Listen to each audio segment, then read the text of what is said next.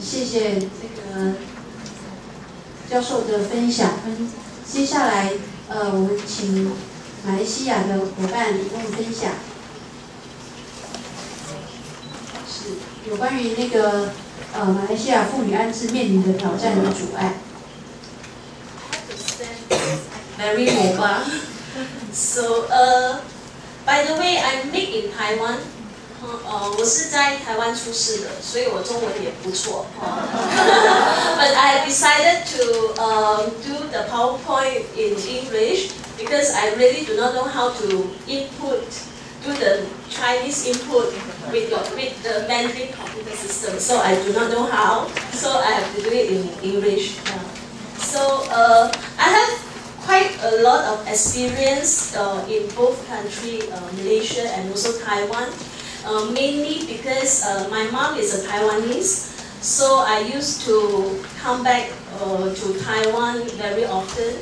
And because I work in this line, so I've been to places like Semixian and also places like 性侵犯防治中心 and do a lot of sharing sessions, and also I know Taiwan law quite well.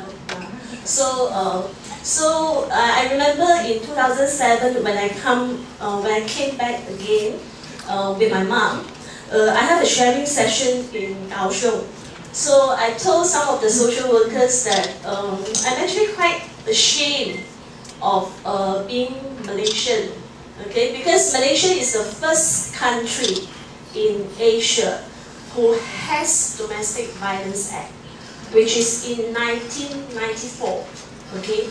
But compared to Taiwan, which has the act in 1998,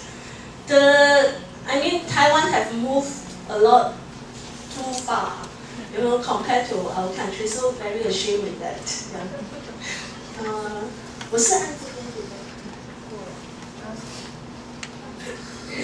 你教我，我比较喜欢自己做。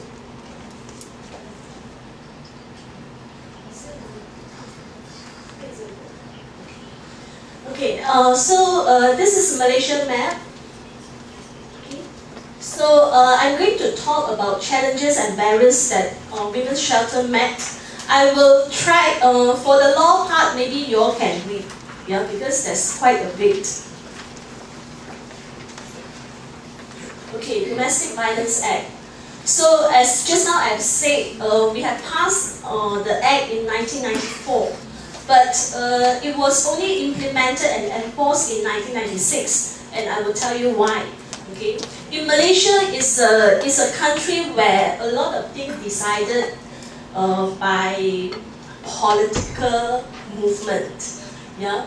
And then also if let's Malaysia government mainly dominated by male and Muslim male.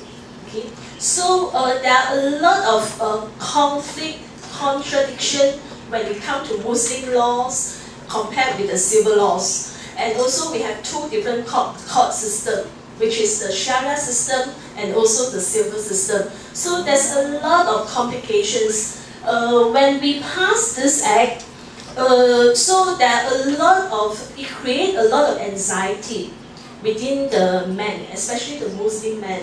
Yeah, because there is a regulation in Sharia law that says a wife must obey the husband. Okay, even in some condition, men are allowed to beat the wife. Okay, so Malaysia society, Malaysian Muslim religion has adopted a very conservative, there are 4 schools in Muslim, but they have adopted the most conservative one, okay, which even if let's say you're abused by the husband and then you come out from the house, okay, and if let's say the survivor didn't lodge police report, they can actually be considered as what we say, no shoes, and then the husband have the right to divorce the wife. Okay, so that is that bad, yeah. 还是 Okay, so a little bit about Malaysian women movement. WAO, this year we are going to celebrate our 30 years. So we have founded in 1982. We are the first shelter who provide services mainly and especially for domestic violence survivors. So, and why Malaysian government have decided to finally enforce the Domestic Violence Act, it was because Beijing Conference. You know, our government is a government that really want to look good internationally. So in 1995, a group of women's group have go to Beijing Conference and then to pressure the government to say that, okay, if let's say you want to be in par with the international standard, then you have to sign for the CEDAW Convention and also Child Rights Convention. And the Malaysian government, yes, they signed because we protest in front of a lot of delegates. So they have said they signed. So once they have signed this convention, then they have to change the national law, and then so that they can look good. You know, so they come back and then they change it. But since Domestic Violence Act enforced in 1996, we have 34 government shelters, but none of the shelters specialize in domestic violence issues. They are shelters for mentally challenged people, shelter for disabled, shelter for children, shelter for sick people. So if you are a survivor and then you go into government shelter, and then you will be put together with them.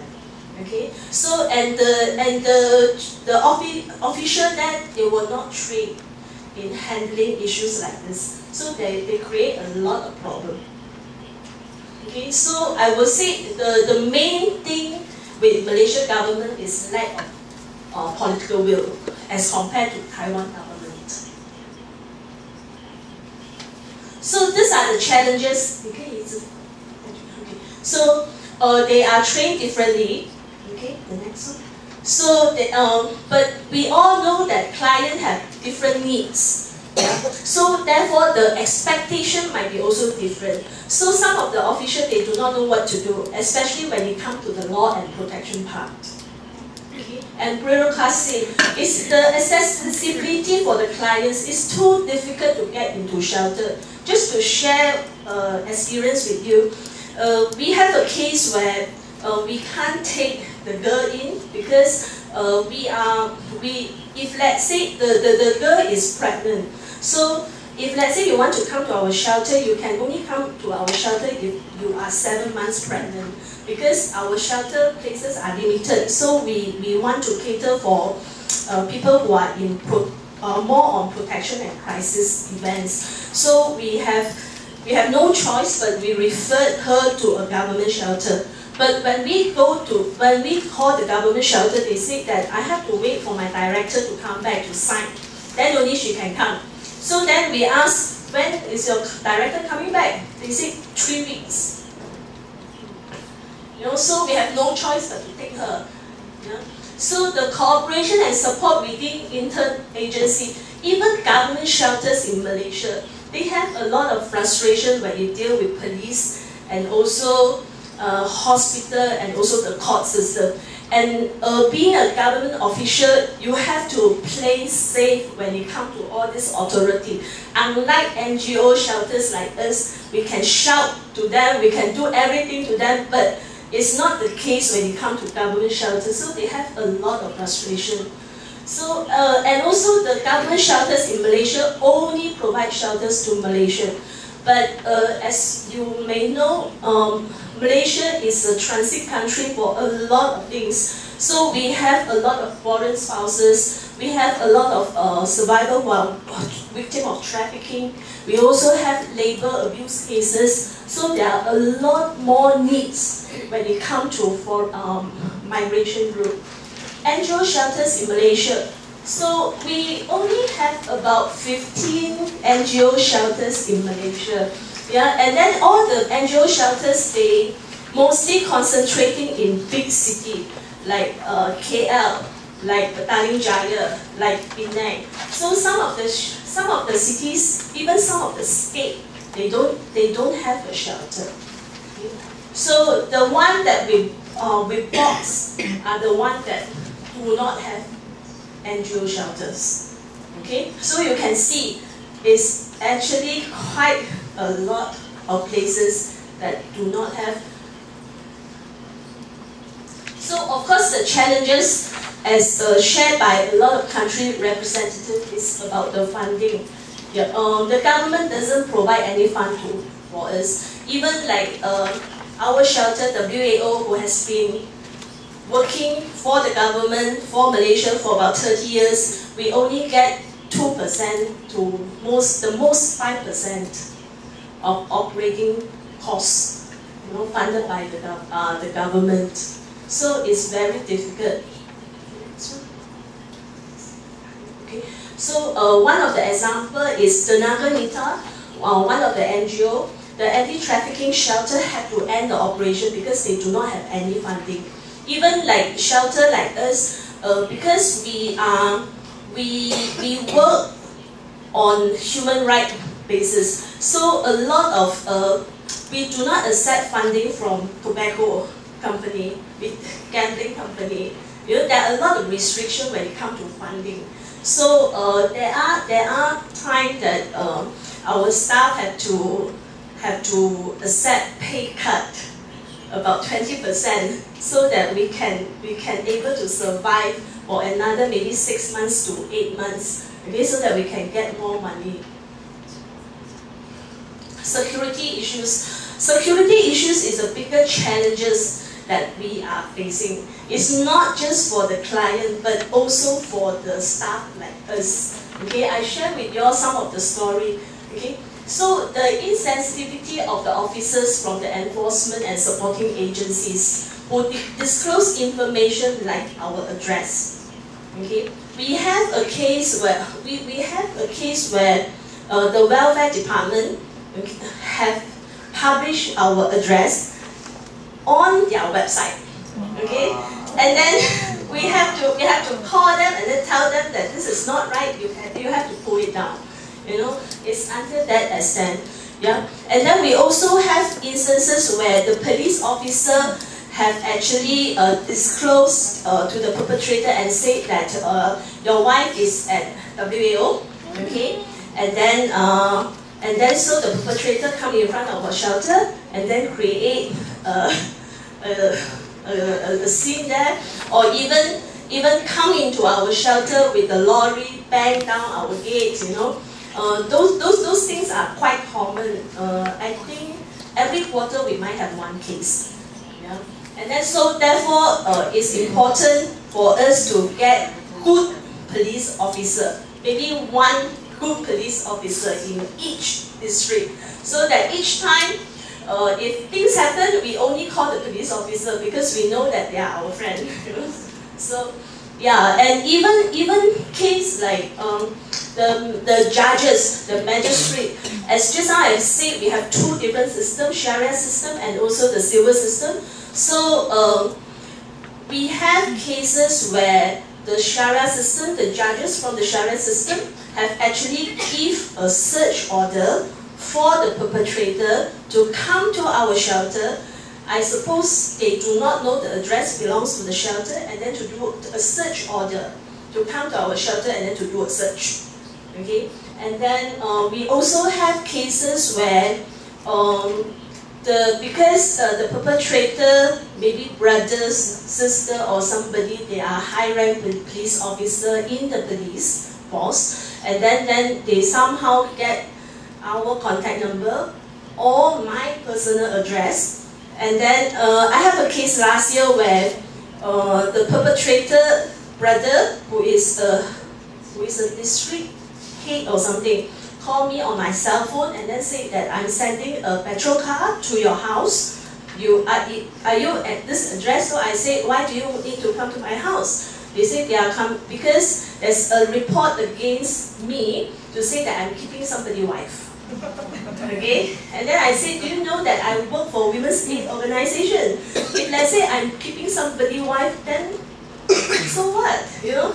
But then the most scary thing is that how could a police officer know my private address that I never disclose to any places? So these are the security threats that is very, very real, not just for our clients, but also for staff like us. Yeah. So the bureaucracy of the system. So therefore, this is why the government official like us. Yeah, because as I said, the government shelter they have a lot of red tape. So even like hospital police officer, they love to refer client to us. Even the welfare officer, they love that because we can take in client anytime, 24 hours, and then without asking a lot of questions. But then, unlike government shelter, so we are faster and operate on 24-hour basis. And then that was because the response time from the welfare officer is just too long. Yeah. But that another thing is to enter into government shelter, the client must lodge a police report. Okay, this is prerequisite. But then, as you may know, not all clients want to make police report. They only want the violence to stop. Okay, so if you have made that a prerequisite, of course, then the accessibility of the clients into the government shelter become very, very low. Yeah. So, okay, the human resources. So, because we are lack of funding, so difficult to retain, train, and good social workers and case workers. In Malaysia, not many public universities offer courses in social work. Now, there are more public universities offer courses in counseling. But for those who are trained in counseling, they don't want to do social work. Okay, so it's difficult. Yeah. So the other issues like overcrowding issues. The next one is okay, and this is the one that I have to highlight because our shelter we work with a lot of migration group. And then some of the migration group, they might not have any proper document. Like those who might come who have a valid visa, but then later on maybe cheated by the employer or whatever, then they become undocumented. So there was a case in 2001 where that time we housed maybe about 5 foreign domestic workers, and then our WAO was actually raided by immigration officer because they say that we are not supposed to keep undocumented migrants. Of course, it creates a big scene. Okay, so I think my time is up. Okay, so other thing you can read. Alright, so if let's say you want more information, 迟一点你再来找我。